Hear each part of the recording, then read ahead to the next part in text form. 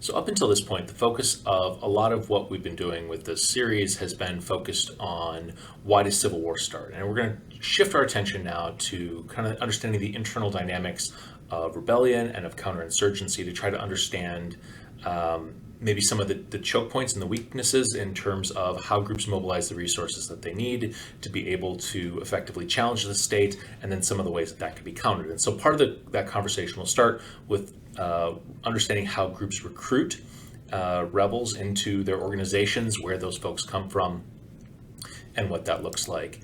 And so it's a sort of foundational problem. If you're going to challenge a state, you're going to need to find fighters, and that means figuring out who might be sympathetic, getting people who might be inclined to sit on the sidelines to actively participate, either as a supporter. I will allow you to, sleep in my barn and not call the police and let them know that you're there, so they grab you in the middle of the night, to maybe I will actively contribute food and cash to your activities, all the way into I will actively participate in your organization. And so we'll talk about how you draw people into those various different supportive stages, and try to understand how you mobilize the population in that way. And so I think, again, one of the more intuitive ways to think about why people participate is this idea of grievances. And we talked about this in terms of frustration aggression theory earlier on as a story about why civil war starts. And as a theory about why civil war starts, frustration aggression theory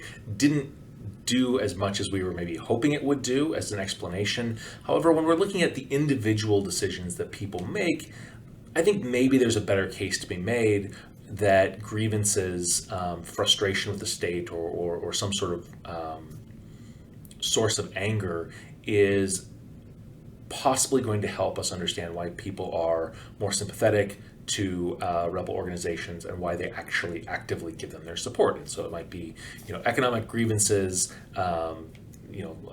unfair land practices and land being concentrated in an elite, or it might be endemic poverty or underinvestment in an area that individuals might be more sympathetic to that. And certainly Guevara and Mao talk at length about how the economic grievances of the peasantry in their various different countries, Cuba and I think Bolivia for Guevara, and Mao talking about China, that those economic grievances were going to be the source of support and would be the reason why people would actively support a particular group. But we could also think about grievances in terms of social grievances, whether it's a sense of ethnic or cultural oppression, languages are not allowed to be used, or it just might be out and out marginalization, that an area has largely been boxed out of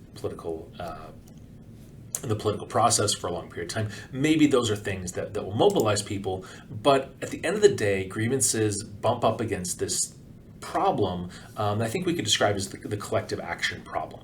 And so if we assume that the government is bad and is doing bad things and is propagating an economic system that is unfair and is creating all these grievances, then the question is, well, if the rebellion succeeds, will I be better off? And the answer is, if the answer to that is yes, then maybe I'm sympathetic to supporting the rebellion. But then I have to ask the question, if I contribute, if I participate, if I join this rebellion, am I going to be the difference between this rebellion succeeding and failing? And I think most of us would probably say, well, my life is very important to me, but in the grand scheme of things, I don't know that my contribution to this rebel movement is going to tip the scales and be the difference between whether the rebels are able to overthrow an unjust government and create a better world for me or not. And if I'm not the one who's tipping the scales, then by participating in a rebel organization, by joining up, I'm potentially putting myself at risk, and I maybe not getting any additional benefits above and beyond what would just happen if this rebel group succeeds without my help and overthrows the state. And so there's a temptation, if we just go with the story of grievances, that the story of grievances leaves us open to the problem of understanding why people wouldn't be tempted to just free ride. And so some of the additional stories that we're going to tell maybe take the grievances story and says, yes, but to overcome the free rider problem, right? To get people to actually actively participate and put themselves at risk, there has to be something more than just a general sense that I'd like this rebel group to succeed. And so one of those explanations might be that there's some sort of private benefit, right? So what I get from this rebel group isn't just that the rebel group overthrows an unjust regime and life gets better. By participating, I get something specific, right? So maybe it's pay. And certainly when we're looking at the Afghan civil war, one of the things that allowed the Taliban to out-recruit the Afghan army is that the Taliban paid better. And as soon as the Afghan army started paying better, recruitment for the Afghan army skyrocketed. And so people are not free riding when they are given a concrete, specific personal motivation for them to participate. Good pay might be part of that story. But it might also be a promise of land, or it might be promise of some sort of political post, or you might get access to loot or control over territory that you can tax. There can be a variety of private benefits that individuals can gain.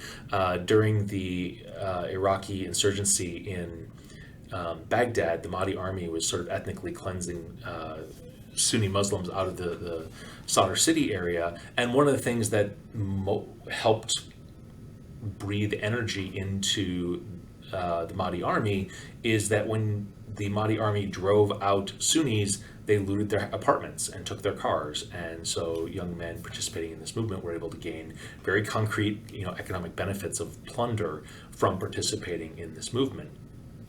We can also think about it not just sort of the reward that you get from participating in a rebel movement, but when conflict comes to a region, all sorts of other economic realities get sort of upended. And so it might have been that I had a reasonably good job as a trucker, and I wasn't going to give that up.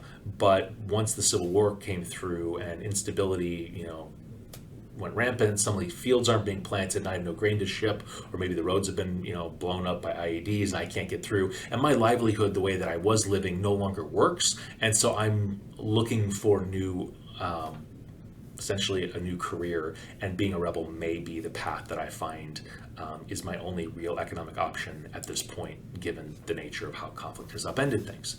So we could talk about those economic benefits in terms of like specific private benefits to individuals. We could also think about social networks as a really important part of what draws people into civil wars. We've talked about how dense social networks can be a resource that can help launch civil wars. And that social pressure can be really helpful. Certainly during the American Civil War, social pressure and social networks were really important for mobilizing units, that a lot of units were organized at the community level, that the communities would field their own units, select their own officers, both commissioned and non-commissioned, and then show up to be incorporated into the United States Union Army.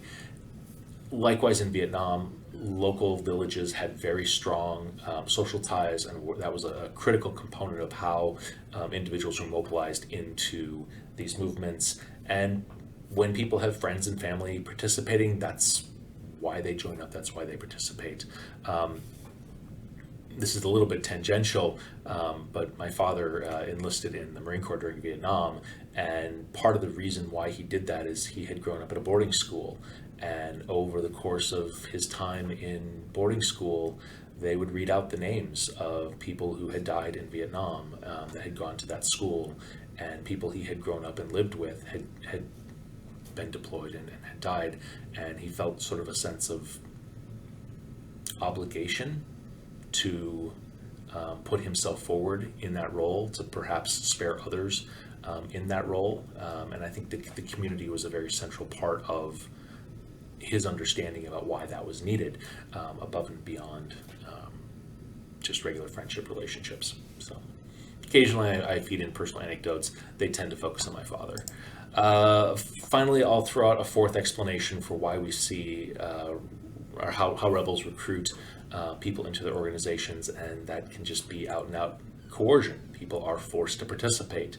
At this particular moment, Russia has been pressing people into service both in Ukraine and in Russia to fill out the ranks of its army through conscription. Rebel groups will do this too. I knew a guy at the University of South Dakota who was fleeing the fighting in South Sudan and ended up crossing paths with the main South Sudanese militia, and they basically said, yeah, you could flee, but you're not allowed to. You need to stay here and serve in our forces for a year. And so he did his time, and then he was allowed to sort of move along. He'd essentially been conscripted into a military, and some groups rely upon this very intentionally. And so the Lord's Resistance Army, based out of Uganda, and then other parts of the Great Lakes region of Africa, very intentionally used child soldiers as a way to scale up its military operations by just moving into villages and kidnapping children, and then using those children as sex slaves and as combatants. And that was in a horrific but say logical, or there was a rationale to that strategy, that children were easy to control, and children maybe don't have fully developed frontal cortexes where they can understand risk and danger and reasoning and empathy, and so it's possible to easily desensitize children to extreme violence. Sometimes children would be drugged, sometimes they would be put through horrific ordeals of violence to sort of prepare them for combat. But it was a way that the Lord's Resistance Army could essentially press a large number of, I'd say people, but they're children that should be pressed first and foremost into service to be able to have an effective and horrifically violent fighting force very, very quickly. And when the group needed to sort of shrink and go into hiding, that would sort of dissipate, and it would sort of leave its adult core only to strike again and kidnap more children and repeat the cycle when they're ready to scale up and conduct more violence.